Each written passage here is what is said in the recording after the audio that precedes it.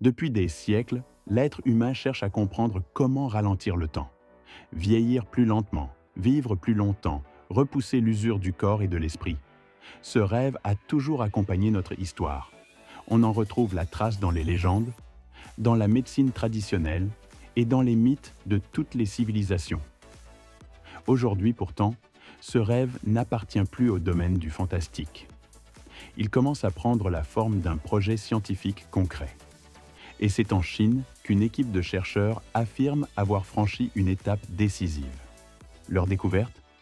Une molécule naturelle extraite du raisin, qui pourrait un jour prolonger la vie humaine. Tout a commencé avec une observation simple. Certaines plantes vieillissent plus lentement que d'autres. Certaines résistent mieux aux agressions du temps, au froid, au stress ou à la lumière.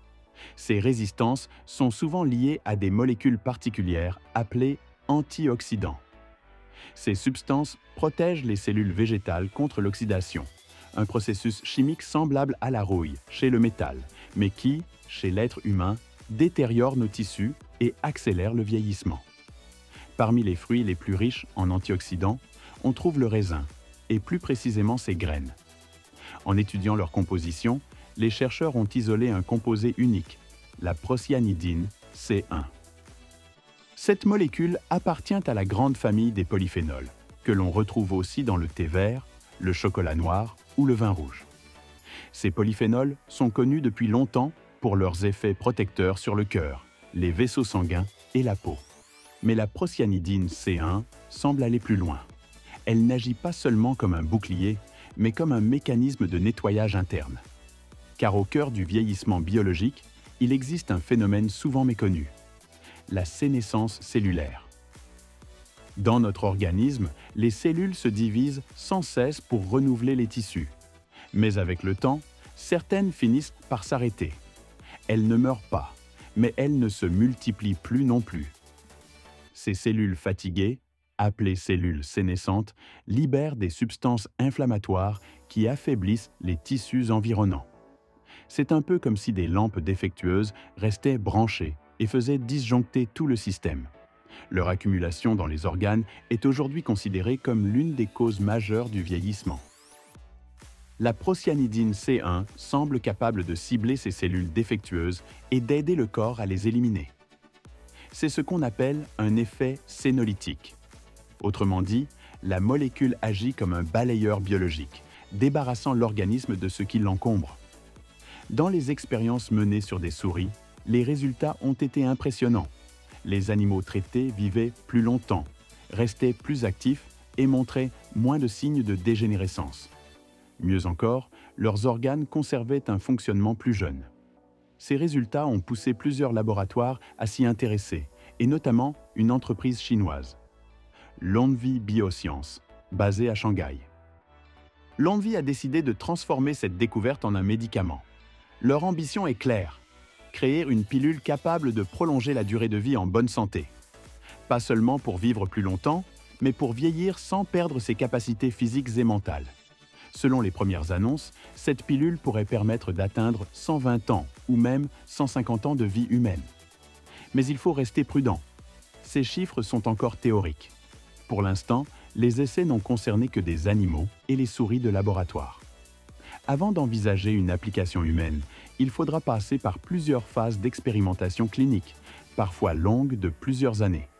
C'est le prix de la rigueur scientifique. Cependant, ce projet marque un tournant. La Chine veut se positionner à la pointe de la médecine du futur, une médecine préventive et régénérative. Il ne s'agit plus de guérir la maladie, mais de retarder son apparition. La longévité devient un enjeu stratégique, celui d'une société capable d'entretenir la santé avant qu'elle ne se dégrade. C'est une approche presque géopolitique. Contrôler le vieillissement, c'est aussi contrôler l'économie, la productivité, la démographie. C'est la promesse d'une humanité plus durable, mais aussi d'un monde profondément transformé. En attendant la fameuse pilule, la procyanidine C1 n'est pas hors d'atteinte. Elle est naturellement présente dans les pépins de raisin, et on la trouve déjà dans des compléments alimentaires sous forme d'extraits concentrés. Ces extraits, riches en OPC, les oligomères procyanidoliques, sont de puissants antioxydants.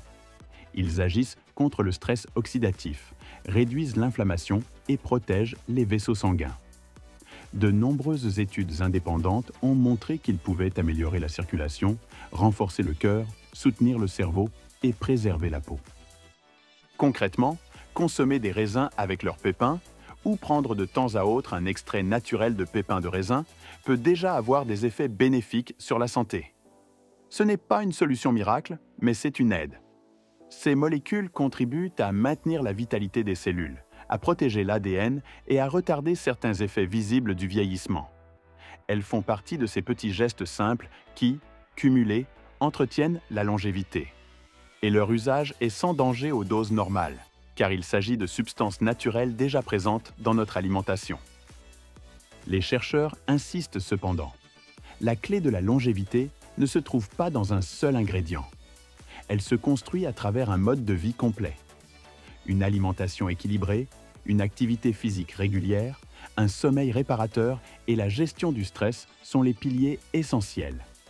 Les antioxydants du raisin peuvent renforcer ces piliers, mais ils ne les remplacent pas. C'est cette combinaison entre science et hygiène de vie qui semble aujourd'hui la plus prometteuse. Le projet chinois autour de la procyanidine C1 va bien au-delà d'un simple complément alimentaire. Il ouvre une voie nouvelle dans la compréhension du vieillissement. Il prouve que ce processus n'est pas seulement une fatalité biologique, mais un mécanisme que l'on peut influencer.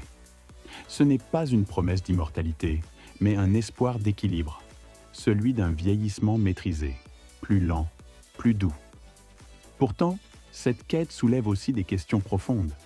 Si la science parvient à prolonger la vie de plusieurs décennies, que deviendra notre rapport au temps, au travail, à la mort? Comment une société gérera-t-elle plusieurs générations vivant côte à côte pendant un siècle ou plus? Le progrès médical s'accompagne toujours d'enjeux moraux. Vivre plus longtemps, oui, mais dans quel monde, avec quelles valeurs et quel sens à donner à cette durée nouvelle? Pour le moment, la pilule chinoise reste un projet de recherche. Rien n'indique encore qu'elle fonctionnera chez l'homme comme chez la souris. Mais le simple fait que cette piste existe change déjà la manière dont nous pensons la santé. Vieillir n'est plus une fatalité à subir. C'est un phénomène que l'on peut comprendre, moduler et peut-être un jour contrôler. La procyanidine C1 n'est qu'une molécule parmi d'autres, mais elle incarne cette idée simple. Parfois, la réponse aux grandes questions de la vie se cache dans les choses les plus ordinaires. Un fruit que nous mangeons depuis des millénaires pourrait contenir une clé de notre avenir biologique.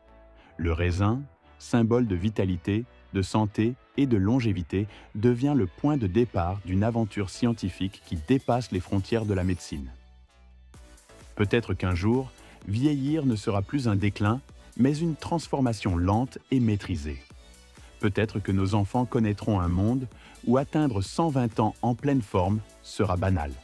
Mais en attendant ce futur, il reste une leçon simple.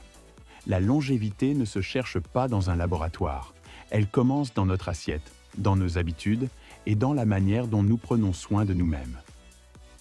Et si, au fond, le secret pour vivre plus longtemps n'était pas une pilule miracle, mais une conscience nouvelle de notre propre corps? Le temps, après tout, ne se combat pas, il s'apprivoise. Et c'est peut-être cela, le véritable sens de cette recherche.